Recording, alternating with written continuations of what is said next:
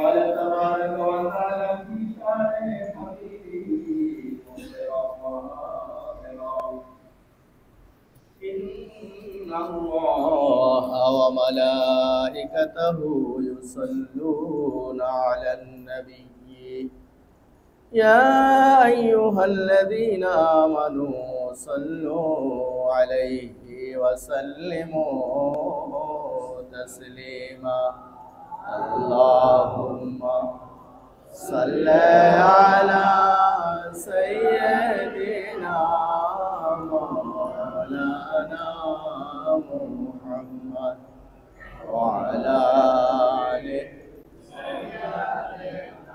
مولانا محمد والحبيب الذي ترجى شفاعته لكل هول من الأهوال مقتحم اللهم صل على سيدنا مولانا محمد وعلى آله سيدنا مولانا محمد يا أهل بيت رسول الله حبكم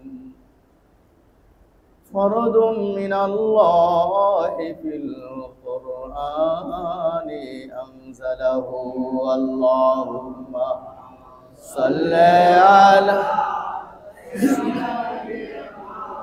مولانا محمد وعلى آله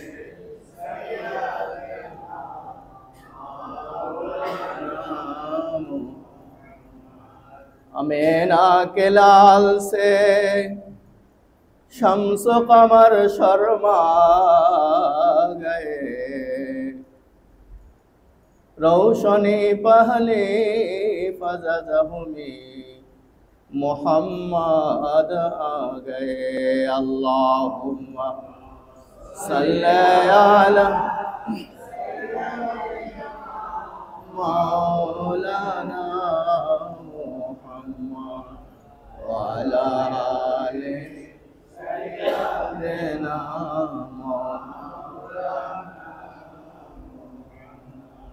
मेरे नबी से मेरा रिश्ता कल भी था और आज भी है दोनों जहां में उनका चर्चा कल भी था और आज भी है बलगल उला बिकमालिही कशफत दुजा बेजमालिही हसनत जमीउ खसालिही सल्लु अलैहि व ला इलाहा इल्लल्लाह لا إله إلا الله لا إله إلا الله لا إله إلا الله لا إله إلا الله لا إله إلا الله محمد رسول الله मुअज्जज़ मोहतरम काबिल एहतराम ঐতিহ্যবাহী আজিমপুর দায়রা শরীফের বর্তমান সজ্জাদা নশীন গদি নশীন পীর সাহেব কেবলা শাহ সুফি আলহাজ হজরত মৌলানা সৈয়দ এনামুল্লাহ জোহের মাদ্দাজুল আলী আমার পরম শ্রদ্ধ চাচা শাহ সুফি সৈয়দ আসিম বিল্লাহ মাদ্দাজুল আলী আমার আর এক পরম শ্রদ্ধ চাচা আলহাজ হজরত মৌলানা আব্দুল মজিদ সাহেব দামাত বরকাতুমুল আলিয়া এই দরবারের সম্মানিত আওলাদগণ আমার সম্মানিত মুসল্লিন ইকরাম আমি সূরা আল ইমরানের 31 নম্বর আয়াতটি পাঠ করেছি আল্লাহ সুবহানাহু ওয়া তাআলা আমাদের জন্য এই আয়াতে কি নির্দেশ দিয়েছেন সরাসরি আল্লাহ সুবহানাহু ওয়া তাআলা তার হাবিবকেই বলছেন কুল ইন কুনতুম তুহিব্বুনাল্লাহ, হে আমার বন্ধু, আমার হাবিব, আপনি বলে দিন, কুল, আপনি বলে দিন, ইন, যদি, কুনতুম, আপনার উম্মত, তুহিব্বুনাল্লাহ, আল্লাহকে ভালোবাসতে চায়, যদি আল্লাহকে ভালোবাসতে চায়, ফাত্তাবিউনি, তাহলে যেন তারা আপনার অনুসরণ করে। ফাত্তাবিউনি ইউহিব্বুকুমুল্লাহ, আপনার অনুসরণ করলে, আপনার অনুকরণ করলে, আপনাকে ভালোবাসলেই তাহলে তারা আমাকেই ভালোবাসবে। ওয়া ইয়াগফির লাকুম যুনুবাকুম, আল্লাহ তাদের গুনাহগুলোকে ধুয়ে মুছে পবিত্র করে দেবেন, মিটিয়ে দেবেন, মাফ করে দেবেন। আল্লাহু হুয়াল গফুরুর রহিম, আপনি শুনাই দেন যে আমি হচ্ছি দয়ালুদের চেয়েও দয়ালু, আমার চেয়ে আর শ্রেষ্ঠ দয়ালু কেউ নেই, আমি সবার গুনাহ মাফ করে দেব। যদি আপনাকে ভালোবাসে, আপনার ইত্তেবা করে, তাহলে আমি তাদের সবার গুনাহ মাফ করে দেবো, আমার ভালোবাসাই তারা পেয়ে যাবে। আর আমার ভালোবাসা যে পাবে তার তো আর অভাব থাকবে না, থাকবে। আল্লাহ সুবহানাহু ওয়া তাআলা পৃথিবীতে দুটো পথ দিয়েছেন। কয়টা পথ? আমাদের জীবন চলার জন্য কয়টা পথ? দুটি পথ। একটি হচ্ছে সিরাতে মুস্তাকিম, সঠিক সরল পথ, আর একটা হচ্ছে পথভ্রষ্টদের পথ, গোমরাহীদের পথ। এই সঠিক সরল পথ এবং গোমরাহীদের পথ, এ দুটোর পরে ভিত্তি করে আল্লাহ সুবহানাহু ওয়া তাআলা কোরআনুল কারিমে দুটো শ্রেণীর লোকদের কথা উল্লেখ করেছে। কয় শ্রেণীর? মুমিন, কাফের। মুমিন, কাফের। এই মুমিন কাফের বিবেচনায় আল্লাহ সুবহানাহু ওয়া তাআলা পরকালে কি রেখেছেন? দুটি জায়গা রেখেছেন, জান্নাত, জাহান্নাম। জান্নাত, জাহান্নাম। পথ কয়টা? দুটো। একটা হচ্ছে সিরাতে মুস্তাকিম, আর একটা হচ্ছে গুমরাহীদের পথ। এই সিরাতে মুস্তাকিমের পরে চলবে মুমিন, সে পাবে জান্নাত। আর পথভ্রষ্টদের পথে কাফেররা, মুশরিকরা চলে পথভ্রান্ত হবে, পথভ্রষ্ট হবে, তাদের ঠিকানা হবে জাহান্নাম। আল্লাহ সুবহানাহু ওয়া তাআলা যুগে যুগে নবী রাসূল কেন পাঠাইছেন? এই বান্দাকে সিরাতে মুস্তাকিমটা দেখানোর জন্য, এই পথে রাখার জন্য। হাদিসের আলোকে আমরা বিশদ আলোচনা সবসময় সম্ভব নয়। হাদিসের আলোকে আমরা যে জিস্টটা জানতে পারি সেটা হচ্ছে যে কুরআনাতুল আশার 10ম পুরুষ পর্যন্ত এই জগতে কোনো কুফরি ছিল না, শিরিক ছিল না। কি ছিল না? শিরিক, কুফর এই জগতে ছিল না। সাইয়েদানা আদম আলাইহিস সালাম থেকে তার 10 পুরুষ পর্যন্ত নিচে এই জগতে কোনো শিরিক, কুফর ছিল না। 10 কুরুন বলে এখানে 100 বছর, মানে 1000 বছর বলা যেতে পারে। এক একটা প্রজন্ম, 10 প্রজন্ম পর্যন্ত, আদম আলাইহিস সালামের পরে 10 প্রজন্ম পর্যন্ত কি ছিল না? এই পৃথিবীতে শিরিক, কুফর কিছু ছিল না। এর পরে এসে শিরিক, কুফর শুরু হয় ইদ্রিস আলাইহিস সালামের সময়। তখন আল্লাহ সুবহানাহু ওয়া তাআলা ইদ্রিস আলাইহিস সালামকে পাঠালেন নবী হিসেবে, যে বান্দারা তো পথভ্রষ্ট হয়ে যাচ্ছে, তাদেরকে আপনি সঠিক পথে আনেন। আর এর আগে কিন্তু আদম আলাইহিস সালাম, তিনার আওলাদ, তিনি যাওয়ার আগ পর্যন্ত সবাইকে ঠিকঠাক রেখে গেছেন। সহি দ্বীনের পথে ছিল সবাই। কিসের পথে ছিল?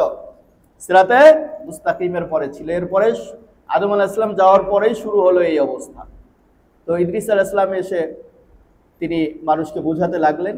এরপরে আল্লাহ সুবহানাহু ওয়া তাআলা নূহ আলাইহিস সালামকে পাঠালেন। নূহ আলাইহিস সালামের পরের থেকে আল্লাহ অ্যাকশনে গেছেন। কিসে গেছেন? আযাব পাঠানো শুরু করেছেন।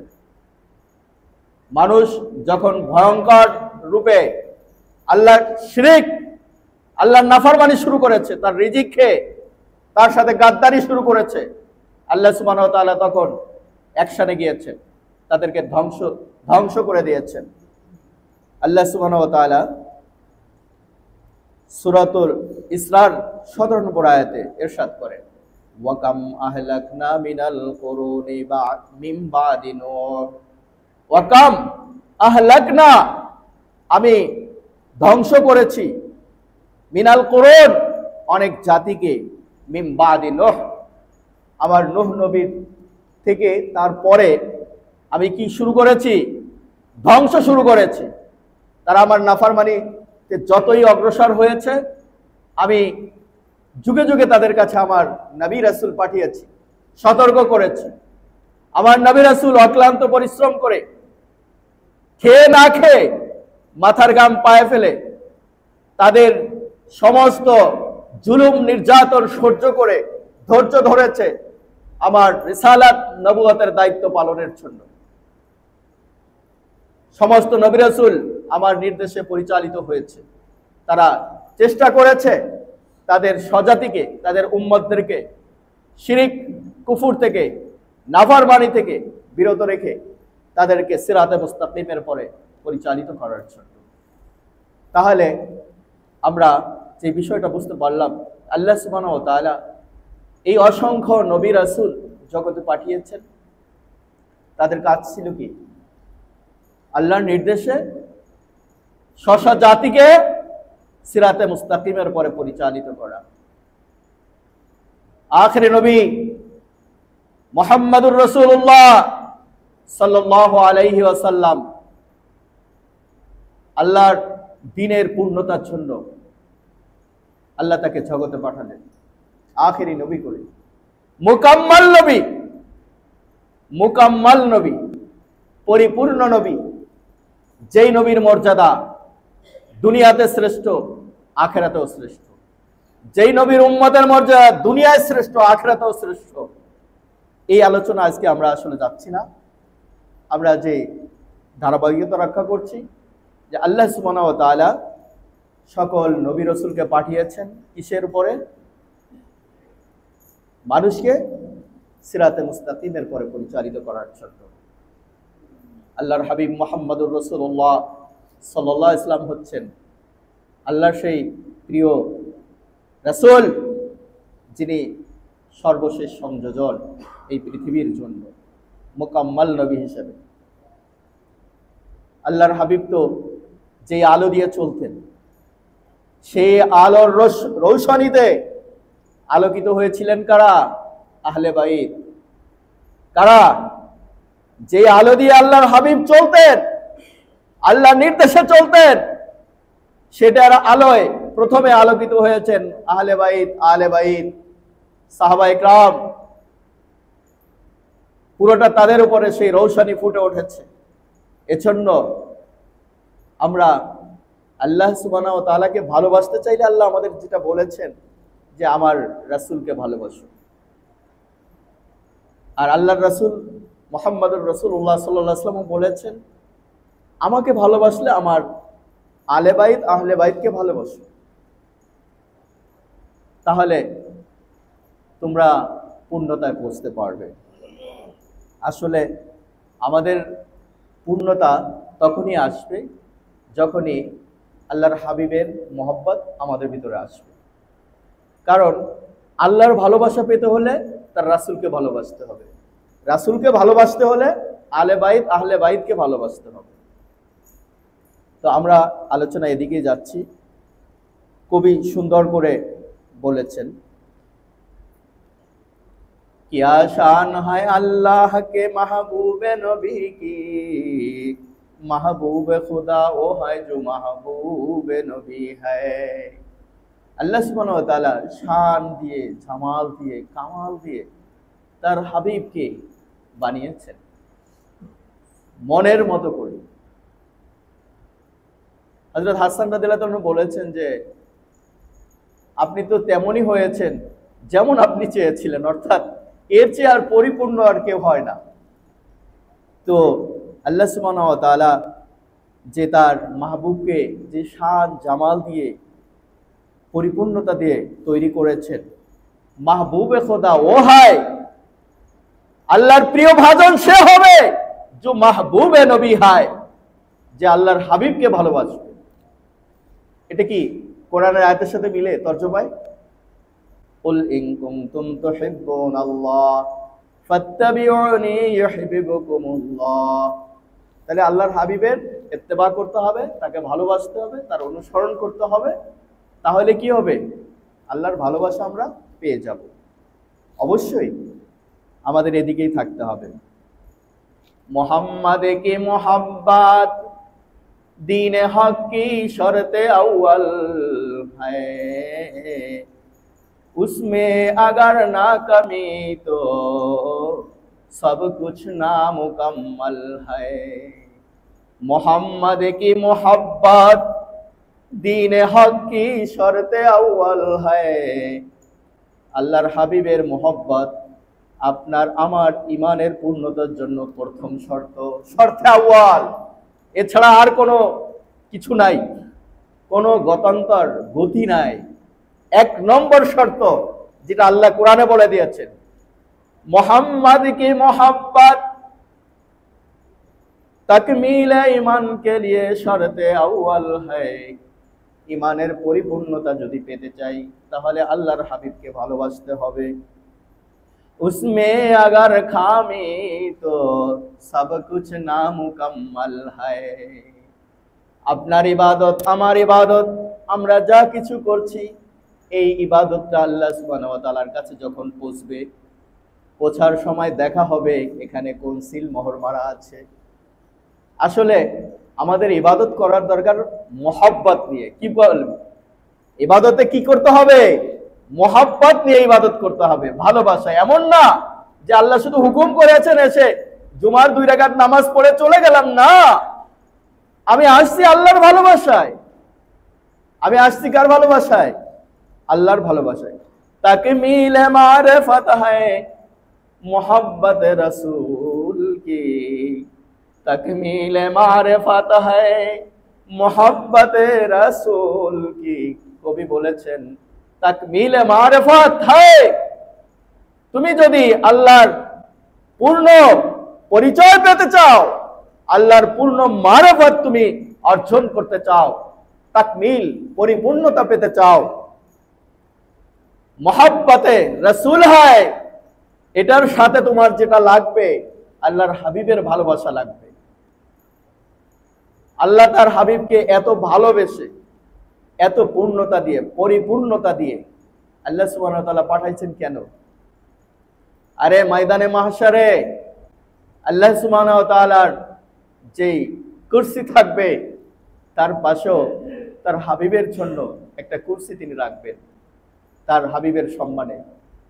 বলবেন যে আল্লাহর হাবিব এখানে আপনি আসন গ্রহণ করেন। আল্লাহর হাবিব শুধু হাত দিয়ে বলবেন যে আমি আমার কুরসিটা পেয়েছি, বুঝে পেয়েছি, আপনি আমাকে উচ্চ মাকাম দান করেছেন, কিন্তু আমি এখানে বসলে আমার উম্মতের খোঁজ খবর কে নিবে? আমার উম্মত তো গুনাহ করতে করতে তারা তো ফেঁসে গেছে, তারা তো হয়রান পেরেশান দৌড়াদৌড়ি করছে, আমি একটু তাদের খোঁজ খবর নেই। এই নবী, সেই নবীকেই তো আমার আপনাকে ভালোবাসতে হবে। হায় বন্দেগি খুদা কি, বন্দেগি কার? আল্লাহর। ইবাদত কার জন্য? এই ইয়াকা না'বুদু, ইবাদত শুধুমাত্র একমাত্র আল্লাহর জন্য। ইতাআত রাসূল কি, কিন্তু অনুসরণ কার? হায় ইবাদত খুদা কি, ইবাদত হচ্ছে কার? আল্লাহর। ইতাআত রাসূল কি, ইতাআতটা হবে কার? আল্লাহর রাসূলের। আতিউল্লাহ ওয়া আতিউর রাসূল ওয়া উলিল আমরি মিনকুম। আল্লাহ তো বলে দিয়েছেন যে আমার রাসূলের ইতাআত করো, আহলে বাইতের ইতাআত করো, আমার প্রিয় ভাজনদের ইতাআত করো। আমরা আসলে বিষয়টা বুঝি না। যেই কথাটা আমাদের জ্ঞানকে খুলে দেয়, আমাদের জ্ঞান চক্ষুকে উন্মিলিত করে দেয়, প্রশস্ত করে দেয়, সেটা হলো যেখানে দ্বিধা থাকে না, যেই হেদায়েতের, যেই নূরের রৌশানীতে, যে ওহির আলোতে, নূরে আল্লাহর হাবিব নুরানি হয়েছেন, আলোকিত হয়েছেন, নূরে মুজাসসাম হয়েছেন। তার নূর থেকেই তো আহলে বাইত রওশন হয়েছে, ঠিক কিনা বলেন? আজ তাদের অনুসরণের কথা বললেই বিভিন্ন প্রশ্ন কেন আসে? এটা তো ঈমানের প্রশ্ন। সম্মানিত হাজরিন, ভালোবাসা দু ধরনের। আমাদের পথ যেমন দুটো, সিরাতে মুস্তাকিম আর গুমরাহির পথ, মুমিন এবং কাফের আল্লাহ যে ভাগ করে বিভাজন করে দিয়েছেন আলাদা আলাদা, এরকম ভাবে মহব্বতও দুই ধরনের হয়ে থাকে। একটা হচ্ছে আপনার আবশ্যিক মহব্বত, ভালোবাসা। সেই আবশ্যিক ভালোবাসার কথাটা আল্লাহ সুবহানাহু ওয়া তাআলা কুরআনুল কারীমে বলেছেন, কুল ইন কুনতুম তুহিব্বুনাল্লাহ, যদি আল্লাহর ভালোবাসা আপনার উম্মত পেতে চায়, ফাত্তাবিউনি ইউহিব্বুকুমুল্লাহ, আপনার অনুসরণ করলে, আপনার ইতাআত করলে, ইবাদত আমার করবে, ইতাআত আপনার করবে, আপনাকে অনুসরণ করে তারা নামাজ পড়বে, আপনাকে অনুসরণ করে তাদের জীবনের প্রতিটি পদক্ষেপ পরিচালিত হবে, প্রতিটি কদম পরিচালিত হবে আল্লাহর হাবিবের অনুসরণ করে। আল্লাহর হাবিবের জীবন কেমন ছিল তা জেনে জেনে উম্মত সেভাবে চলবে, ইতাআত করবে। তো এই আল্লাহর ভালোবাসা আমাদের জন্য ফরজ। অনুরূপভাবে আল্লাহ সুবহানাহু ওয়া তাআলা তার হাবিবের ভালোবাসা আমাদের জন্য কি করে দিয়েছেন? ফরজ করে দিয়েছেন। কি করে দিয়েছেন?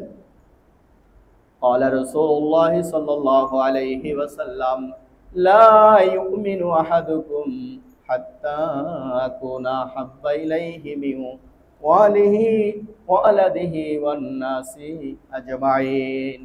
আল্লাহর হাবিব বলেন, আল্লাহর হাবিব তার পবিত্র জবানে বলেন যে ইন কুনতুম, তো আল্লাহ সুবহানাহু ওয়া তাআলার পক্ষ থেকেই তো এই কথাটা বলেছেন যে তোমরা যদি আমাকে অনুসরণ করো তাহলে তোমরা কি পাবে? জান্নাত পাবে, তাহলে তোমরা সিরাতে মুস্তাকিম পাবে। এজন্য আমাদেরকে আরেকটা হাদিসে এসেছে, এটা আবু দাউদ শরীফের হাদিস, আমি হাদিসটি সবসময় বিভিন্ন জায়গায় উল্লেখ করি। قال رسول الله صلى الله عليه وسلم ما إن أخذتم به لن تضلوا। দীর্ঘ হাদিসের শেষ অংশ হচ্ছে হযরত জাবের বিন আব্দুল্লাহ রাদিয়াল্লাহু তাআলা আনহু বলেন যে আমি রাসূলুল্লাহ সাল্লাল্লাহু আলাইহি ওয়াসাল্লামকে হজ্জাতুল বিদায় যে বিষয়টি লক্ষ্য করেছি, ইয়াউমে আরাফা অর্থাৎ হজের দিন 9 তারিখ, তিনি ওয়াহু আলা নাকাতিল কসওয়া, তিনি তার কসওয়া নামক যে উট ছিল সেই বাহনে তিনি আরোহণ করে আখতবো, তিনি খুতবা দিচ্ছিলেন, ভাষণ দিচ্ছিলেন। ফাসামিয়াতুহু ইয়াকুল, আল্লাহর হাবিব যেটা বলছিলেন আমি শুনলাম। তিনি বললেন, ইয়া আইয়ুহান নাস, হে মানব সম্প্রদায়, ইন্নী কদ তারাকতু ফিকুম, অবশ্যই আমি কদ তারাকতু তোমাদের জন্য রেখে যাচ্ছি, তোমাদের মাঝে রেখে যাচ্ছি, মাইন আখাযতুম বিহি, যদি তোমরা সে বিষয়টিকে বা সে বিষয় দুটিকে আঁকড়ে ধরো, লাং তাদিল্লু, লাং কখনো, তাদিল্লু গোমরা হবে না, পথভ্রষ্ট হবে না। তোমরা সবাই আমি যে দুটো পথ দিয়েছি, আল্লাহ যে দুটো পথ দিয়েছেন, সিরাতে মুস্তাকিম এবং নাফরমানির পথ, তাগুদের পথ, এর ভেতরে যে সিরাতে মুস্তাকিম আমাদের অভিষ্ট লক্ষ্য, সেটা তোমরা পেয়ে যাবে, তার থেকে তোমরা পথভ্রষ্ট হবে না, সেই পথেই তোমরা থাকবে। লাং তাদিল্লু, কখনো তোমরা পথভ্রষ্ট হবে না। কিতাব আল্লাহ, আমার কিতাবকে আঁকড়ে ধরবে। ওয়াইতরাতি আহলি বাইত, এবং আমার আহলে বাইতের পরিবার পরিজনের অনুসরণ করবে, তাদের পথ নির্দেশনা মেনে তোমরা চলবে। সাহাবা ইকরামও আছে, সাহাবা ইকরামও কি আমাদের আদর্শ। এজন্য এখানে কোনো সংশয়, মনের কোনো কুটিলতা রাখা যাবে না। ঈমান হচ্ছে মহব্বত, ঈমান হচ্ছে কি? মহব্বতের পূর্ণতার নাম। আপনার ঈমান পূর্ণতা পাবে তখনই যখনই আপনার মহব্বত পূর্ণতায় পৌঁছবে। যদি মোহব্বতে ঘাটতি থাকে, তাহলে ওই যে বললো না, কবি বললেন না যে সব কিছু নামুকাম্মাল হয়। যদি মোহব্বতই পূর্ণ না হয়, রাসূলের মোহব্বত, আহলে বাইত সাহাবা ইকরামের মোহব্বত, যে দিনের জন্য যাদের ত্যাগ অবিস্মরণীয়, তাদের মোহব্বত যদি আপনার অন্তরে পুরোপুরি না ঢুকে, তাহলে সবকিছু নামুকাম্মাল হয়, অপূর্ণতা থেকে যাবে। কি থেকে যাবে? অপূর্ণ। আর অপূর্ণ জিনিস নিয়ে কোনো সময় চূড়ান্ত সফলতার কোনো আশা করা যায়? করা যায়? এজন্য মহতারাম হাজিরিন, আমাদেরকে যে চেষ্টাটা করতে হবে সেটা হলো আমাদেরকে ওই দিকেই যেতে হবে, আমাদেরকে পূর্ণ মহব্বত অর্জনের দিকেই যেতে হবে। এছাড়া আমাদের কোনো গতি নেই। আসলে প্রাসঙ্গিক কথা যেটা বলতে হয় যে, যেমন কুরুনে আষাঢ় অর্থাৎ 10 পুরুষ পর্যন্ত, যেটা আদম আলাইহিস সালাম থেকে নিয়ে ইদ্রিস আলাইহিস সালাম পর্যন্ত যেরকম ভাবে জগৎটা ছিল, সুরক্ষিত ছিল, সিরাতে মুস্তাকিমের পরে সবাই চলতো, হেদায়েতের পথে তারা ছিল। এরপর থেকে যখন কুফর শিরিক শুরু হলো, এরপরে নবীরা আসলেন, তাদের দাওয়াত তারা দিলেন, কিন্তু তাগুত, এই শয়তান যে সুযোগটা পেয়েছিল, সে কিন্তু প্রবলভাবে তার অনুসারীদেরকে নিয়ে সে প্রবল শক্তি প্রদর্শন করতে থাকলো। নবীদেরকে হত্যা পর্যন্ত তারা করতে গিয়েছে, উদ্যত হয়েছে এবং নানাভাবে তারা পথে বাধা দিয়েছে। এই সিরাতে মুস্তাকিমের পরে যাতে কেউ না আসতে পারে, ঠাট্টা বিদ্রুপ করেছে, নির্যাতন, সীমাহীন নির্যাতন করেছে, অত্যাচার করেছে, বিতাড়িত করেছে। তারা শান্তিতে থাকতে পারে নাই। আল্লাহর সেই নবী রাসূলগণ, তারা তো আসছে আল্লাহর পক্ষ থেকে দাওয়াত নিয়ে, আর তাদেরকে টিকতে দিবে না। তো যুগে যুগে শয়তান তো আর বসে নাই। শয়তান বসেছিল? শয়তান বসেছিল না। তো আখিরি নবী মুহাম্মদুর রাসূলুল্লাহ সাল্লাল্লাহু আলাইহি সাল্লাম পর্দা করার পরে সাহাবা ইকরাম খয়রুল কুরুন পর্যন্ত কোনো সুযোগ পায় নাই শয়তান। এর পরে থেকে সে সুযোগ নেওয়ার চেষ্টা করেছে।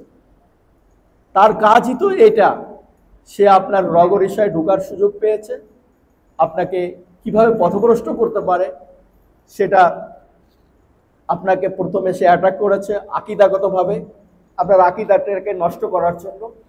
এরপরে যার আকীদা নষ্ট হয়ে যায়, তার আমলও কোনো কাজে আসে না। এজন্য আগে আকীদা ঠিক করতে হয়।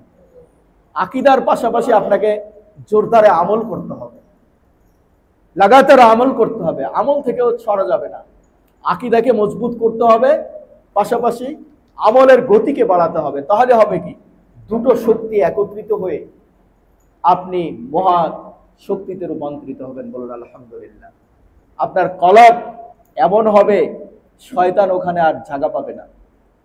ও ঢুকতে চাইলে লাথি মারবেন জিকির দিয়া, ও বিতাড়িত হবে। শয়তান একজন পাক্কা মুমিনের কাছে, যার আকীদা ভালো, ঈমান ভালো, তার কাছে সুযোগ পায় না। আমি একটি ঘটনা আবার মোর্শেদ কিবলা বলেছিলেন, সেটা ওনার জীবনীতে চলে এসেছে, লেখা হয়েছে। ইমাম ফখরুদ্দিন রাজি রহমাতুল্লাহ আলাইহি, উনি তৎকালের ওনার যে ওই সময় বিখ্যাত যে বুজুর্গ ছিলেন, তিনার কাছে একবার গেলেন মনের ইচ্ছা জাল। ফখরুদ্দিন রাজি রহমান অনেক বড় আলেম, তৎকালে ওনার চেয়ে বড় আলেম কেউ ছিল না, কিন্তু বুজুর্গ হিসেবে ওনার চেয়ে তো ছিলেন। তো ওনার কাছে গেলেন, গিয়ে উনি বললেন যে আপনি আমাকে মুরিদ করেন, বায়াত করান। তো প্রথমেই বললেন যে তোমাকে আমি মুরিদ করাতে পারি, শর্ত একটা হচ্ছে তোমার সমস্ত এলেমকে ভুলে যেতে হবে। তুমি যা শিখেছ এই এলেমের কোনো কিছু আমার এখানে চলবে না, তোমাকে সব রেখে তোমাকে সাধারণ মানুষের মতো আসতে হবে, যে তুমি কিছু জানো না। তো উনি বললেন যে আমি এত ফলসফা জানি, মান্তেক, যুক্তিবিদ্যা জানি। যুক্তিবিদ্যায় উনি ছিলেন খুবই বিশাল পারদর্শী। তো উনি চিন্তা করলেন, ঠিক আছে হুজুর, আমি আসব। উনি একদিন মাত্র শুধু এতটুকু ওনার সাথে সাক্ষাৎ করে চলে গেলেন, কিন্তু উনি দ্বিধার ভিতরে ছিলেন যে আমি এত এলেম অর্জন করেছি কষ্ট করে, সেগুলো আমি রেখে দিলে তো আমি চর্চা করতে পারবো না, এগুলো এখানে থাকবে, আমি ওনার কাছে যেতে হবে। আসলে কি হলো, মানুষের হতেই পারে। ইমাম ফখরুদ্দিন রাজি রহমাতুল্লাহ আলাইহি 100টি দলিল উনি যুক্তিতর্কের ভিত্তিতে এবং কোরআন হাদিসের আলোকে উনি সঞ্চয় করেছিলেন, উনি অর্জন করেছিলেন, যে ওনার মৃত্যুর সময় শয়তান যেন কি না করতে পারে, ধোঁকা না দিতে পারে। শয়তান ঠিকই ওনার সাকরাতুল মউতের আখ্যানে আগে আসছে, এসে তাকে বলতেছে যে ফখরুদ্দিন, তুমি তো অনেক বড় আলেম, তুমি এভাবে যুক্তি দাও যে আল্লাহ এক। প্রশ্ন করার পরে উনি যুক্তি দিলেন, এরপরে আবার আর একটা যুক্তি চাইলেন, শয়তান খণ্ডন করে। ইমাম ফখরুদ্দিন রাজি যুক্তি দিয়ে আল্লাহর ওয়াহদানিয়াত প্রতিষ্ঠিত করে, প্রমাণ করে, আর শয়তান তা খণ্ডন করে। এভাবে যুক্তি তর্ক চলতে চলতে চলতে চলতে 99টা হয়ে গেছে, 100টাও শেষ। শয়তান এখন গিয়ারে উঠে গেছে, যে এবার আর এখন ফখরুদ্দিন রাজিকে কোশ্চেন করে, কিন্তু থতমতো খায়, আর আসে না।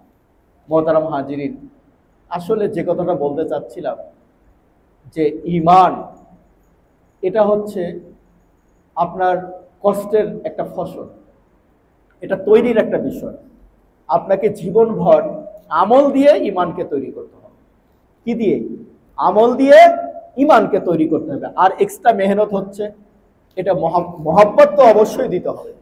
মহব্বতের রস না দিলে তো এটা তরুতাজা হবে না, আপনার ঈমান তো পূর্ণতা পাবে না। মহব্বতের রস তো আপনাকে দিতেই হবে, ঢালতেই হবে, না হলে এটা কেউ কিভাবে বাঁচবে, এটা তরুতাজা কিভাবে হবে, এটা প্রস্ফুটিত কিভাবে হবে, পূর্ণতা কিভাবে আসবে, এর ফল তো ধরবে না। তো ইমাম ফখরুদ্দিন রাজি এখন চিন্তায় পড়ে গেছে। ওই মোর্শেদ যদিও বায়াত না হয়েছে, কিন্তু কিছুক্ষণ তো সংস্রবে ছিলেন।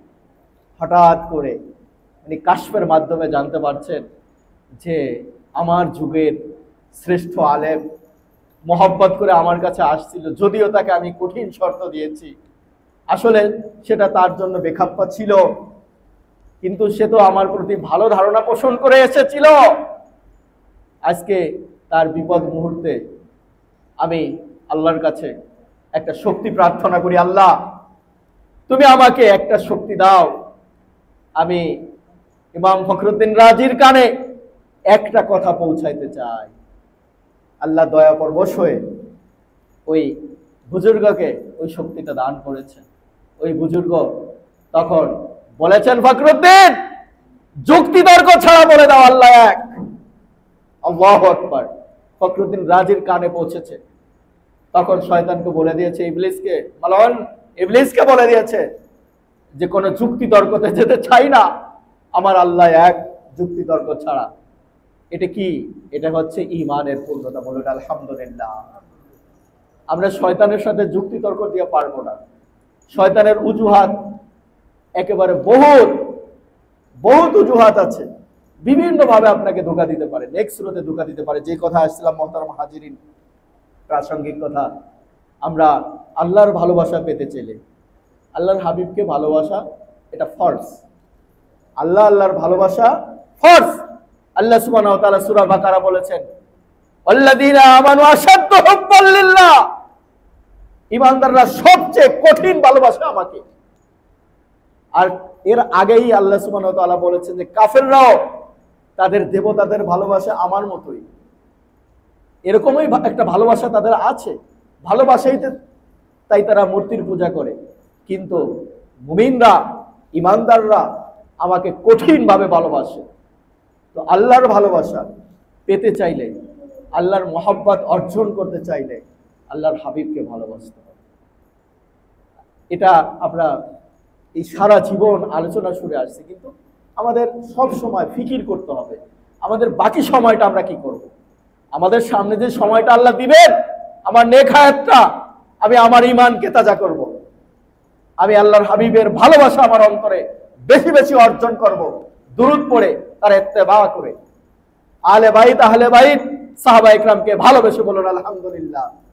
কিন্তু যে কথা বলতেছিলাম, শয়তান সময়ে সময়ে যুগে যুগে সিরাতে মুস্তাকিম থেকে পথভ্রষ্ট করার জন্য বিভিন্ন সুরতে এসেছে। আল্লাহর হাবিব পর্দা করার পরে 1746 সালে আপনারা জানেন, আমাদের ইতিহাস জানা দরকার। আমি শেষ করছি, 2 থেকে 1 মিনিটের ভিতরে আমার আলোচনা শেষ হয়ে যাবে। 1746 সালে কি চক্রান্ত হয়েছিল দেখেন, খুব গভীর একটা চক্রান্ত হয়েছিল। এই উম্মত তাবেঈন, তাবে তাইবিন, আইম্মায়ে মুস্তাহিদিনদের পরে এরা এভাবেই চলতেছিল, খুব সংকটে পড়ে নাই, সমস্যায় পড়ে নাই। কিন্তু হুট করে ইসলামের নামে একটা বিপ্লবী নেতাকে তৈরি করেছিল আড়াল থেকে। এটাও শয়তানের একটা চক্রান্ত ছিল, কিন্তু সে যেহেতু বিপ্লবী নেতা, তার পেছনেও ছিল বড় ষড়যন্ত্র, বেনিয়াদের ষড়যন্ত্র, ইহুদি খ্রিস্টানদের ষড়যন্ত্র, খুবই কঠিন ষড়যন্ত্র। তারা আপনার থেকে চলে গেলেও তারা কিন্তু ষড়যন্ত্র রেখে যায়। আমি যেহেতু বিষয়টা প্রাসঙ্গিক, আমাদের জানতেই হবে। তারা আব্দুল ওহাব নজদি নামে এক ব্যক্তিকে তৈরি করল। সে 1773 সালে সে মুহাম্মদ বিন সাউদের আশ্রয়ে গিয়ে 1773 সাল পর্যন্ত সে তার কর্ম দিয়ে, তার কাছে আশ্রয় চেয়ে, বিপ্লব দিয়ে সে কাজ শুরু করলো উসমানী খেলাফতের বিরুদ্ধে। উসমানী খেলাফত তখন কিন্তু পৃথিবীতে 3টি মুসলমানদের শাসন চলতেছিল, তার মধ্যে উসমানী খেলাফত। এবং আমাদের ভারত উপমহাদেশে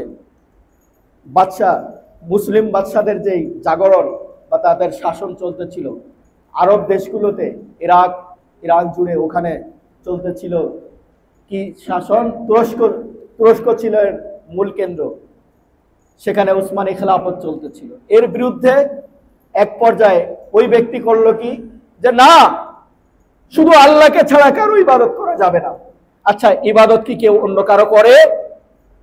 ইত্তেবা করে, ভালোবাসে। কিসের কারণে? কোরআনের নির্দেশনা অনুযায়ী আল্লাহর হাবিবকে ভালোবাসে, আল্লাহর হাবিবের ইত্তেবা করে, সাহাবা ইকরামের ইত্তেবা করে, তাদেরকে ভালোবাসে, আহলে বাইতকে ভালোবাসে। সে হুট করে কি করলো, সরাই দিল যে না, ইবাদত একমাত্র আল্লাহর করতে হবে, জাগরণ তুলে দিল। তখনও মানুষ, বড় বড় উলামা ইকরাম এবং মুসলিম শাসকগণ তার বিরোধিতা করেছে, সর্বসাধারণ বিরোধিতা করেছে, কিন্তু টিকতে পারেনি। 7 বছর সশস্ত্র বিদ্রোহ সেটা রূপ নিয়ে যুদ্ধ করেছে উসমানী খেলাফতের বিরুদ্ধে। এরপরে সে প্রায় 30 বছর তার কাজ চালায়া সে এই ওহাবি মতবাদকে প্রতিষ্ঠা করেছে। কিন্তু আমি অথেন্টিক ইতিহাস থেকে বলছি, আমি আমাদের অবগতির জন্য বলছি, আমাদের আত্মার সংশোধনের জন্য বলছি, ভালোর জন্য বলছি। সে প্রায় 50 বছর পর্যন্ত তার যে কার্যক্রম, সে তো জীবিত ছিল আরো বেশি, 94 বছর জীবন পেয়েছে। 50 বছর পর্যন্ত তার মতবাদকে সে প্রতিষ্ঠার জন্য যা যা করার সে করেছে। এই 50 বছরে কি করেছে? 95 সাহাবা ইকরামের বাড়ি, ইসলামের স্মৃতি বিজড়িত যতগুলো চিহ্ন ছিল সব ধ্বংস করেছে, কবরগুলোকে সে ধূলিসাৎ করেছে। তার মতবাদ ছিল যে নবীর কবরেও জিয়ারত করতে যাওয়া যাবে না, নাউযুবিল্লাহি মিন যালিক। আল্লাহর হাবিবের রওজায় গিয়ে কি সালাম দেওয়া যাবে না? জিয়ারত অর্থ কি? আমরা তার রওজায় যাই সালাম দিতে। আল্লাহর হাবিব বলে গেছেন, মান যারা কবরি ওয়াজাবাত লাহু শাফাআতি। আমার উম্মতের যার ভাগ্য হবে, স্বপ্নে তো যাকে আমি দেখা দিব তার ভাগ্য তো খুলে যাবে। এছাড়া যে দূর থেকে দুরূদ পড়বে, আমিও তারপরে সন্তুষ্ট থাকব। কিন্তু সুপ্রসন্ন ভাগ্য যার হবে, যে আমার রওজা পর্যন্ত আসতে পারবে। মানসারা কবরি, আমার রওজায় যে আসবে, ওয়াজাবাত লাহু শাফাআতি। এখানে এসে যখন আমাকে সালাতু সালাম দেবে, আল্লাহ সুবহানাহু ওয়া তাআলা তার জন্য আমার শাফাআতকে ওয়াজিব করে দিয়েছেন, ফরজ করে দিয়েছেন। তাহলে এই সৌভাগ্য অর্জন থেকেও একটা বড় বাধা, মানে তার সময় কাউকে রাসূলের রওজায় যেতে দেয়নি, মানুষ হজ পর্যন্ত করতে যেতে পারতো না। আকীদা আরো খুব ভয়ঙ্কর কিছু আছে, যেই কথাটা আমরা বলতেছিলাম যে আহলে বাইতের চিহ্ন নিশানা, সাহাবা ইকরামের কোনো স্মৃতি বিজড়িত ইসলামের কোনো কিছু যাতে না থাকে, সেজন্য 95% স্মৃতি বিজড়িত ইসলামের সাহাবা ইকরামের বাড়ি ঘর কবর সব কিছু সে ধ্বংস করে দিয়েছে। এটা সে তার দাবি ছিল সে তাওহীদ একত্ববাদ প্রতিষ্ঠা করবে। আচ্ছা, যারা আল্লাহর হাবিবকে ভালোবাসে, আহলে বাইতকে ভালোবাসে, তারা কি একত্ববাদে বিশ্বাস করে না? তারা তো একত্ববাদের পরেই আল্লাহর হাবিবের ভালোবাসা নিয়ে তারা বেঁচে থাকে। মুহতারাম হাজিরিন, আমাদেরকে সতর্ক থাকতে হবে এই সমস্ত বাতিল ফিরকা থেকে।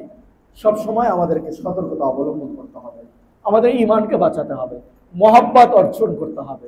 আর মহব্বতের চূড়ান্ত রূপই হচ্ছে ঈমানের পূর্ণতা। আল্লাহ সুবহানাহু ওয়া তাআলা যেন আমাদেরকে এই কথাগুলো আমল করার তৌফিক দান করেন। ওমা আলাইনা ইল্লাল বালাগ। আজকে যেহেতু বৃষ্টি হয়েছে হঠাৎ করে,